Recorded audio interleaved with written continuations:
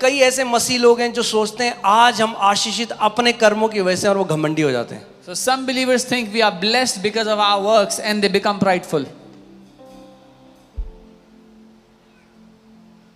ये एक दान है, कर्मों की तरफ से नहीं है. ऐसा ना हो कि कोई घमंड करे. This is a gift, not of works, lest anyone should boast. Good works don't produce salvation. अच्छे कर्मों से उद्धार उत्पन्न नहीं होता. मेरे पीछे बोलो, अच्छे कर्मों से उद्धार उत्पन्न नहीं होता. अब कई लोग बोले अच्छा तो मतलब हम कुछ भी करें. Some people say, so should we do anything? अब हम अच्छे कर्म ना करें. Should we not do good works? अरे फरीसियों रुक जाओ थोड़ा. Oh, stop Pharisees, stop. दूसरा आयत भी पढ़ लो. Read the next अच्छे verse. कर्मों से उद्धार उत्पन्न नहीं होता, उद्धार से अच्छे कर्म उत्पन्न होते हैं. Good works don't give birth to salvation, but from salvation come out good works. For we are his workmanship, created in Christ Jesus for good works. क्योंकि हम उसके बनाए हुए हैं और मसीह यीशु में उन भले कामों के लिए सृजे गए हैं. Hear this. English Bible says salvation is not of good works, salvation is for good works. अंग्रेजी बाइबल इस तरह से कहती है कि उद्धार अच्छे कामों से नहीं होता, लेकिन उद्धार के बाद, उद्धार के कारण अच्छे काम उत्पन्न होते हैं.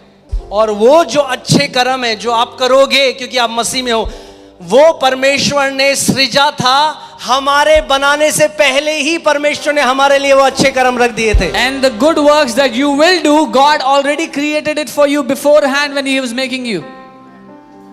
This is what the Bible is saying. Bible ऐसा कह रही है. That means जितना आप मसीह को समझते जाओगे, सिगरेट भी छूटेगी, गुटखा भी छूटेगा, तंबाकू भी छूटेगी, व्यभिचार से भी बाहर आओगे. सारी चीजें अपने आप होंगी. जैसे मसीह को देखते रहोगे, उसके डील डॉल में बढ़ते रहोगे. The more you will keep growing in Christ, the more you will know Him, you will come out of all the addictions, you will keep on growing. As long as you keep your eyes on Him, you will keep on growing. अब देखते हो ना यहाँ पे गवाहियां आती हैं. You see testimonies after testimonies. हमारे पति 40 साल से गुटखा खाते थे, कुछ नहीं हो रहा था. यहाँ आए पहली बार में गुटखा, फिर चलाते ही नहीं. क्या हुआ? जो शरीर नहीं कर सका वो अनुग्रह ने कर दिया. जो 40 साल से व्यक्ति नहीं कर सका वो एक क्षण के अनुग्रह ने कर दिया. What flesh could not do, the Spirit has done. What 40 years the body could not do, grace has done. तो किसी को बोल के तू पापी है, अच्छा तेरे को क्या लगता है तेरे को आशीष मिल जाएगी प्रभु? So by telling someone you're a sinner, you think you'll be blessed? We have to tell you're a child of God. हमें उनको बताना है तुम परमेश्वर की संतान हो. आप परमेश्वर की संतान हो. अनुग्रह के सिंहासन के पास हियाव से जाओ, अनुग्रह पाओ और हर एक बुरी आदत से उस पर जय पाते जाओ. Come before the throne of grace boldly, come to Him and keep getting grace to overcome every evil thing against you. Amen. Because the Bible says that the grace of God teaches us to say no to ungodliness.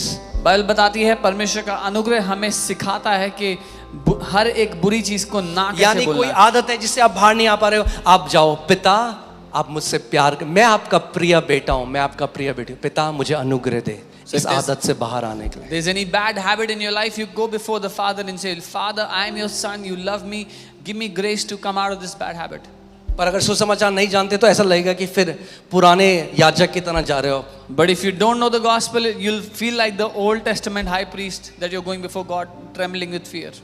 और आपको लगेगा पिता एक बिजली की rod लेके खड़ा हो रहा है. And you will think God is standing with lightning to strike you down. जब उड़ाऊ पुत्र, क्या बताना चाह रहा है यीशु मसीह What जब is उड़ाऊ Jesus- पुत्र वापस आया? What is Jesus trying to tell when the prodigal son came back? उसने कहा अब मैं तेरा नौकर के भी लायक नहीं हूं मैं. He said, I'm not even worthy to be your servant. शैतान क्या बोलता है कई मसीहों को आज? What does the devil tell many तुझे क्या believers? लगता है परमेश्वर तुझे फिर माफ कर देगा? What do you think? God will forgive you again? कितनी बार माफी मांगेगा परमेश्वर? How many times do you want to ask God for forgiveness? वो क्या चाहता है कि What आप does- उस अनुग्रह के क्योंकि अगर अनुग्रह के सिंहासन के पास बार बार जाते रहोगे, अनुग्रह और दया को पाते रहोगे, तो कोई भी ऐसी बुरी आदत नहीं है जिससे आप बाहर नहीं आ सकते. What does the devil want? The devil does not want you to come before the throne of grace, because if you keep on coming before the throne of grace again and again and again, there will not be one bad habit that will remain in your life. So उड़ाव पुत्र आ रहा है, कह रहा है अब शायद मैं लायक नहीं रहा, और बाइबल कहती है पिता भागा। वो उड़ाव पुत्र जो पिता से दूर चला गया, मगर जब पिता गया तो पिता ने क्या किया? उसको चूमा, उसको चूमता रहा, उसको गले लगा लिया। The prodigal who was coming back saying, I'm not worthy, when the father saw him, the father ran to him, hugged him and began to kiss him. The son who had gone away, the father ran towards and started to kiss him.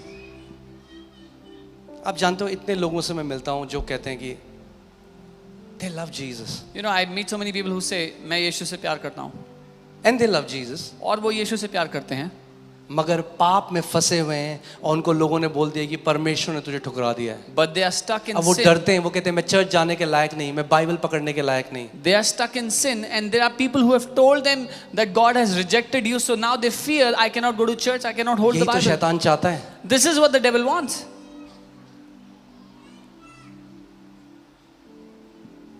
अपने में हम में से कोई भी लायक नहीं, Of our own, no one is worthy.